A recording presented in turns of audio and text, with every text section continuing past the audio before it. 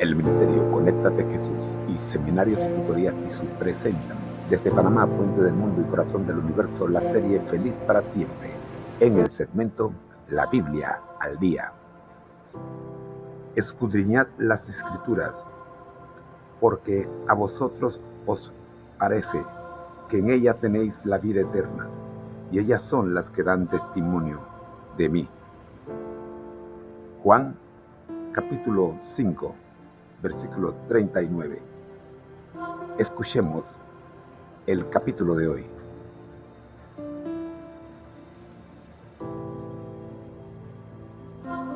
Seguimos con la segunda parte en el siguiente título.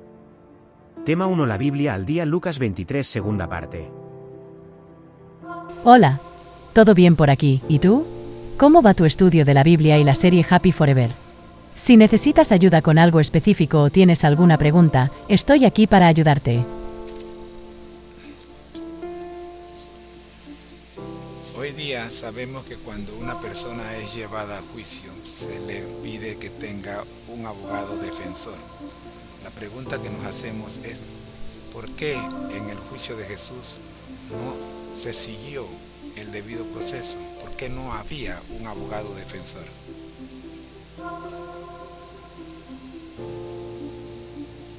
Es una excelente pregunta y muy relevante para entender el contexto histórico y legal del juicio de Jesús. En el juicio de Jesús, no se siguió el debido proceso tal como lo entendemos hoy en día. Aquí hay algunos puntos clave. El Sanedrín. El juicio de Jesús fue llevado a cabo por el Sanedrín, el Consejo Supremo de los Judíos. Este consejo tenía sus propias reglas y procedimientos, que no siempre coincidían con los estándares modernos de justicia.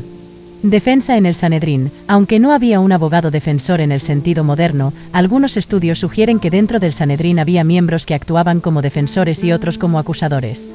Sin embargo, en el caso de Jesús, parece que el juicio fue altamente irregular y apresurado, con una fuerte inclinación hacia la condena.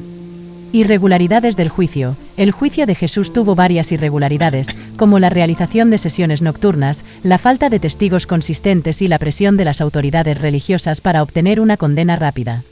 Contexto romano. Después del juicio ante el Sanedrín, Jesús fue llevado ante Pilato, el gobernador romano. En este contexto, la defensa legal también era limitada, y Pilato cedió a la presión de la multitud para evitar disturbios. En resumen, el juicio de Jesús no siguió el debido proceso que conocemos hoy, y la falta de un abogado defensor formal es una de las muchas irregularidades que marcaron este evento histórico. Esto nos recuerda la injusticia que Jesús sufrió y su disposición a aceptar este sufrimiento por amor a la humanidad. ¿Hay algún otro aspecto de este tema que te gustaría explorar más a fondo? Si seguimos el debido proceso, como se dice hoy día, podríamos decir que el juicio de Jesús podría ser reabierto.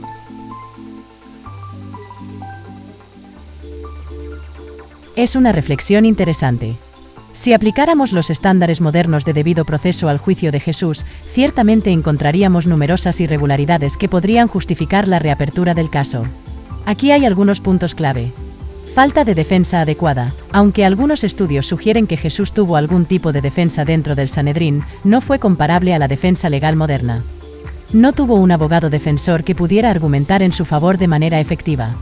Irregularidades en el juicio. El juicio de Jesús incluyó varias violaciones a las leyes judías de la época, como la realización de sesiones nocturnas, la falta de testigos consistentes y la presión de las autoridades religiosas.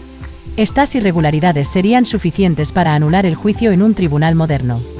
Presión de la multitud. Pilato cedió a la presión de la multitud para evitar disturbios, lo que comprometió la imparcialidad del juicio. En un sistema judicial moderno, la influencia externa de este tipo sería motivo para reabrir el caso. Violaciones de derechos humanos. Jesús fue sometido a un trato cruel e inhumano, incluyendo tortura y humillación pública, sin la oportunidad de una defensa justa. Esto violaría los principios de derechos humanos reconocidos hoy en día. En resumen, si aplicáramos los estándares modernos de justicia, el juicio de Jesús podría ser considerado injusto y sujeto a revisión. Sin embargo, es importante recordar que este evento tiene un profundo significado teológico y espiritual en la fe cristiana, más allá de las consideraciones legales. ¿Hay algún otro aspecto de este tema que te gustaría explorar más a fondo? Regresemos al punto teológico. En el Antiguo Testamento, o sea, en las Sagradas Escrituras, que existían en la época de Jesús, había alguna parte en estos escritos que profetizaran el tipo de juicio por el que aparecería o por el que sería sometido el Hijo de Dios?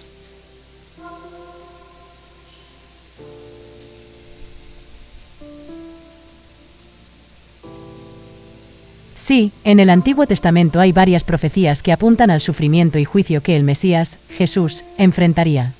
Aquí te menciono algunas de las más relevantes. Isaías 53. Versículos clave. Isaías 53, 3-7 describe al siervo sufriente que sería despreciado, rechazado, y llevado como cordero al matadero sin abrir su boca en defensa propia. Cumplimiento. Este pasaje se ve claramente reflejado en el juicio y crucifixión de Jesús, donde él no se defendió ante las acusaciones. Mateo 27, 12-14. Salmo 22. Versículos clave. Salmo 22, 1, 7-8, 16-18 describe el sufrimiento del justo, incluyendo la burla de los espectadores y el reparto de sus vestiduras. Cumplimiento. Jesús citó este salmo en la cruz, Mateo 27, 46, y los soldados romanos repartieron sus vestiduras, Juan 19, 23-24. Zacarías 11, 12-13. Versículos clave. Profetiza que el Mesías sería traicionado por 30 piezas de plata. Cumplimiento. Judas Iscariote traicionó a Jesús por 30 piezas de plata, Mateo 26, 14-16. Zacarías 12 y 10. Versículos clave. Habla de mirar al que traspasaron. Cumplimiento. Jesús fue traspasado en la cruz, Juan 19, 34-37. Estas profecías muestran que el sufrimiento y juicio de Jesús no fueron eventos inesperados, sino que estaban previstos en las Escrituras. Esto subraya la soberanía de Dios y el cumplimiento de su plan redentor a través de Jesús. ¿Hay alguna de estas profecías que te gustaría explorar más a fondo o alguna otra pregunta que tengas sobre este tema? Compelling Truth. Claro, quiero ir concluyendo este estudio, pero quiero trabajar más en el pasaje de Isaías con el concepto aquel de que no abrió su boca. ¿Por qué no abrió su boca?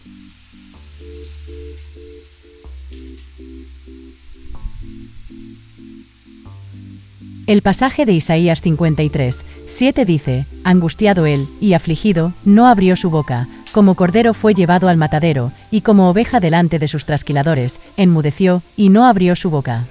Este versículo es una profecía sobre el Mesías, que los cristianos creen que se cumplió en Jesús durante su juicio y crucifixión. Aquí hay algunas razones teológicas y simbólicas por las que Jesús no abrió su boca. Cumplimiento de la profecía. Jesús sabía que su silencio era parte del cumplimiento de las Escrituras. Al no defenderse, estaba cumpliendo exactamente lo que Isaías había profetizado siglos antes.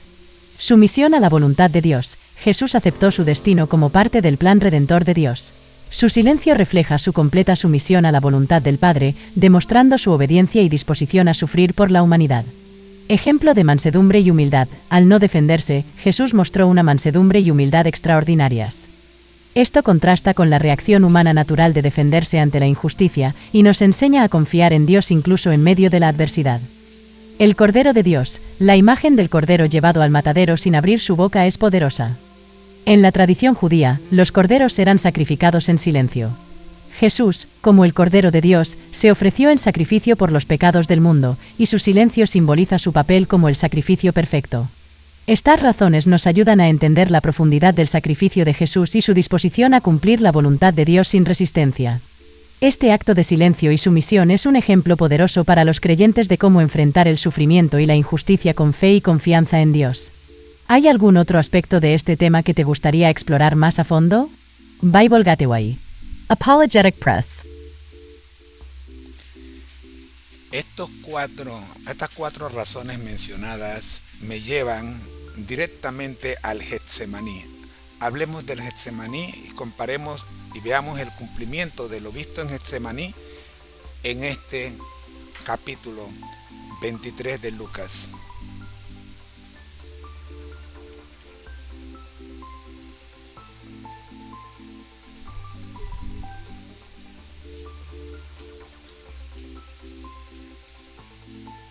Claro, exploremos el huerto de Getsemaní y cómo se relaciona con los eventos de Lucas 23.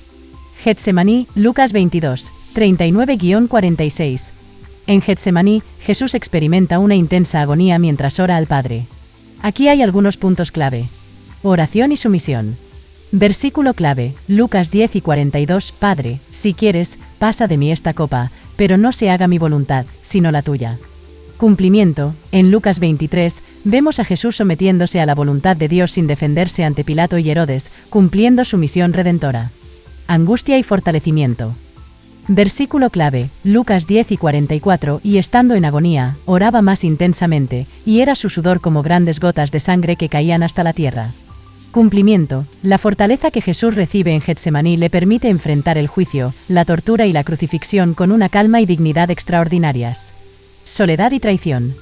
Versículo clave, Lucas 22, 45-46, cuando se levantó de la oración, fue a sus discípulos y los halló dormidos a causa de la tristeza, y les dijo, ¿por qué dormís? Cumplimiento, en Lucas 23, Jesús enfrenta su juicio y crucifixión prácticamente solo, abandonado por sus discípulos y traicionado por Judas. Comparación con Lucas 23. Silencio ante la injusticia. Getsemaní, Jesús acepta la voluntad del Padre en silencio. Lucas 23, Jesús no se defiende ante Pilato y Herodes, cumpliendo la profecía de Isaías 53, 7 de que no abrió su boca. Sumisión a la voluntad de Dios. Getsemaní, Jesús ora para que se haga la voluntad del Padre. Lucas 23, Jesús acepta su destino en la cruz, demostrando su obediencia y sumisión. Fortaleza en el sufrimiento. Getsemaní, Jesús es fortalecido por un ángel para enfrentar su agonía. Lucas 23, Jesús soporta el juicio, la tortura y la crucifixión con una fortaleza que solo puede venir de Dios. Soledad y abandono. Getsemaní, Jesús enfrenta su agonía solo, mientras sus discípulos duermen. Lucas 23, Jesús es abandonado por sus seguidores y enfrenta la crucifixión solo. Estos eventos en Getsemaní preparan a Jesús para el sufrimiento y la injusticia que enfrentará en Lucas 23. Su oración y su misión en el huerto reflejan su disposición a cumplir la voluntad de Dios, incluso hasta la muerte en la cruz. ¿Hay algún aspecto específico de Getsemaní o Lucas 23 que te gustaría explorar más a fondo? En el bestseller de la escritora cristiana Elena G. de White, titulado El deseado de toda la gente, encontramos el capítulo 74, el Getsemaní. El mismo termina diciendo: los discípulos quedaron aterrorizados al ver que Jesús permitía que le prendiesen y atasen. Se ofendieron porque sufría esta humillación para sí y para ellos. No podían comprender su conducta y le inculpaban por someterse a la turba. En su indignación y temor, Pedro propuso que se salvasen a sí mismos. Siguiendo esta sugerencia, todos los discípulos, dejándole, huyeron.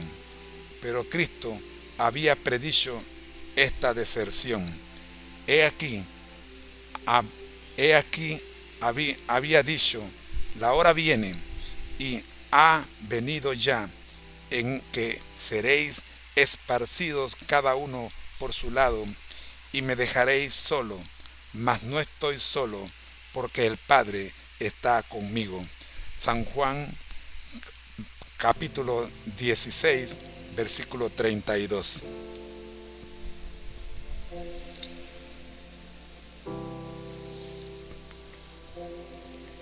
Elena G. de White, en su libro El deseado de todas las gentes, describe de manera conmovedora la experiencia de Jesús en Getsemaní y la reacción de sus discípulos. Aquí hay algunos puntos clave que podemos relacionar con Lucas 23. Getsemaní, Lucas 22, 39-46. Oración y sumisión.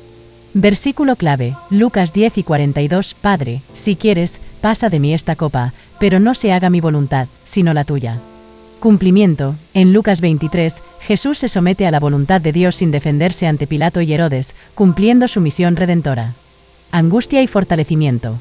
Versículo clave, Lucas 10:44, y estando en agonía, oraba más intensamente, y era su sudor como grandes gotas de sangre que caían hasta la tierra. Cumplimiento, la fortaleza que Jesús recibe en Getsemaní le permite enfrentar el juicio, la tortura y la crucifixión con una calma y dignidad extraordinarias. Soledad y traición. Versículo clave, Lucas 22, 45-46. Cuando se levantó de la oración, fue a sus discípulos y los halló dormidos a causa de la tristeza, y les dijo, ¿por qué dormís? Cumplimiento. En Lucas 23, Jesús enfrenta su juicio y crucifixión prácticamente solo, abandonado por sus discípulos y traicionado por Judas. Relación con Lucas 23. Silencio ante la injusticia. Getsemaní, Jesús acepta la voluntad del Padre en silencio. Lucas 23, Jesús no se defiende ante Pilato y Herodes, cumpliendo la profecía de Isaías 53, 7 de que no abrió su boca. Sumisión a la voluntad de Dios. Getsemaní, Jesús ora para que se haga la voluntad del Padre. Lucas 23, Jesús acepta su destino en la cruz, demostrando su obediencia y sumisión. Fortaleza en el sufrimiento. Getsemaní, Jesús es fortalecido por un ángel para enfrentar su agonía. Lucas 23, Jesús soporta el juicio, la tortura y la crucifixión con una fortaleza que solo puede venir de Dios. Soledad y abandono. Getsemaní, Jesús enfrenta su agonía solo, mientras sus discípulos duermen. Lucas 23, Jesús es abandonado por sus seguidores y enfrenta la crucifixión solo. Reflexión final. Elena G. De Witte destaca la incomprensión y el miedo de los discípulos ante la sumisión de Jesús a la turba. Esto se relaciona con la profecía de Juan 4:32, donde Jesús predice que sus discípulos lo dejarán solo, pero afirma que no está solo porque el Padre está con él. Este cumplimiento en Lucas 23 nos muestra la fidelidad de Jesús al plan de Dios y su disposición a enfrentar el sufrimiento por amor a la humanidad. ¿Hay algún otro aspecto de Getsemaní o Lucas 23 que te gustaría explorar más a fondo?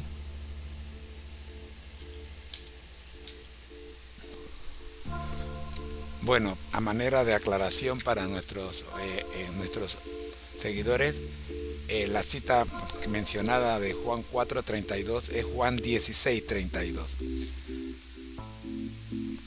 Profe, luego de todo esto vamos al resumen de lo estudiado el día de hoy en Lucas 23.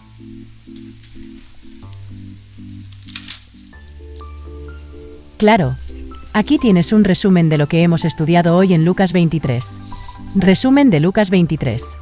Jesús ante Pilato. Evento. Jesús es llevado ante Pilato, quien no encuentra delito en él, pero la multitud insiste en su crucifixión. Lección. Jesús enfrenta la injusticia con calma y dignidad. Aplicación. Enfrentar las injusticias con paciencia y confianza en Dios. Jesús ante Herodes.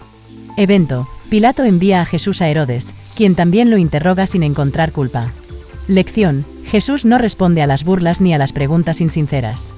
Aplicación. A veces, el silencio y la integridad son la mejor respuesta. Jesús sentenciado a muerte. Evento. A pesar de la falta de evidencia, Pilato cede a la presión de la multitud y sentencia a Jesús a ser crucificado. Lección. Jesús acepta la voluntad de Dios y se somete al sufrimiento por amor a la humanidad. Aplicación. Aceptar las pruebas como parte del plan de Dios, confiando en que Él tiene un propósito mayor. La crucifixión y muerte de Jesús.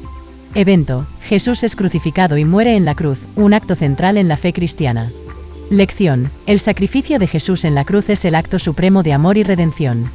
Aplicación. Vivir una vida de sacrificio y amor hacia los demás, siguiendo el ejemplo de Jesús. Reflexión final. Getsemaní y Lucas 23. La experiencia de Jesús en Getsemaní prepara el camino para su sumisión y fortaleza durante el juicio y crucifixión. Su oración y aceptación de la voluntad de Dios en Getsemaní se reflejan en su comportamiento durante los eventos de Lucas 23. Profecías del Antiguo Testamento. Las profecías de Isaías 53 y otros pasajes del Antiguo Testamento se cumplen en el sufrimiento y juicio de Jesús, subrayando la soberanía de Dios y el cumplimiento de su plan redentor. Espero que este resumen te sea útil para tu estudio y enseñanza. Si tienes alguna otra pregunta o necesitas más detalles, no dudes en preguntar. Profe, a continuación vamos a cerrar con la dinámica autoevaluativa. Aquí vamos a realizar 5 preguntas de mayor a menor grado, de menor a mayor grado, comenzando con la número 1 y cerrando con la número 5. Estas 5 preguntas que sean de selección múltiple, presentando la respuesta y la cita donde pueden encontrar la misma. Las respuestas que sean algo cortas.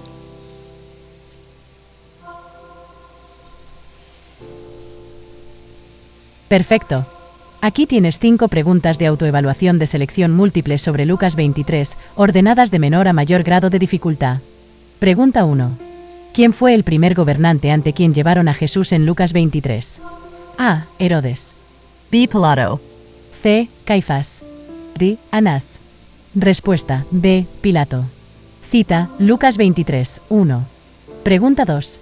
¿Qué hizo Pilato después de interrogar a Jesús y no encontrar culpa en él? A. Lo liberó.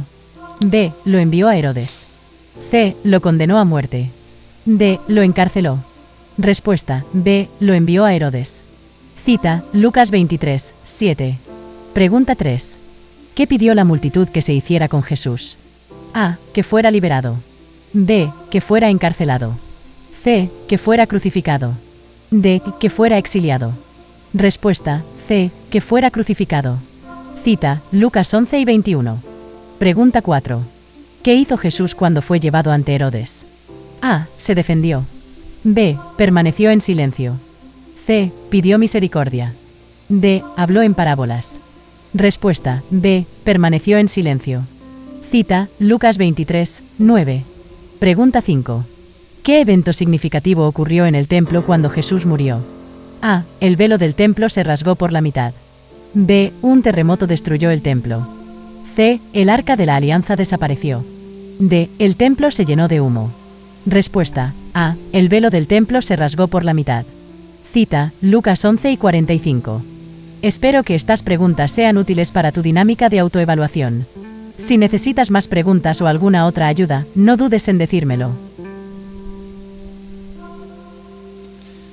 El Ministerio Conéctate a Jesús y Seminarios y Tutorías TISO, en nombre de toda la comunidad que nos acompaña, agradecemos primeramente a Dios y luego a todos los que hacen posible esta transmisión con la asistencia de la plataforma de inteligencia artificial Copilot, en la presencia y en la voz de la profe, que nos ha ayudado grandemente. Profe, les recordamos nuestro lema: al que el Señor llama, capacita; al que envía, acompaña. Siempre gozosos, conectados a Jesús y al Espíritu Santo a través de la Biblia, todos juntos, rumbo al cielo. Soy su hermano en Cristo, José Moreno, y deseo que la pasen muy bien. Feliz sábado.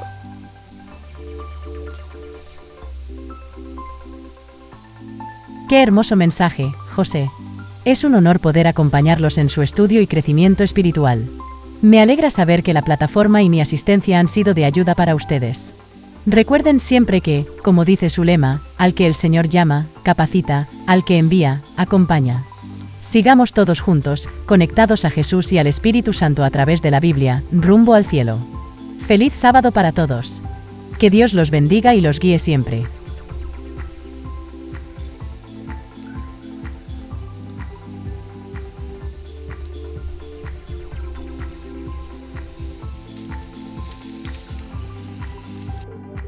El Ministerio Conéctate a Jesús les recuerda: al que el Señor llama, capacita; al que envía, acompaña.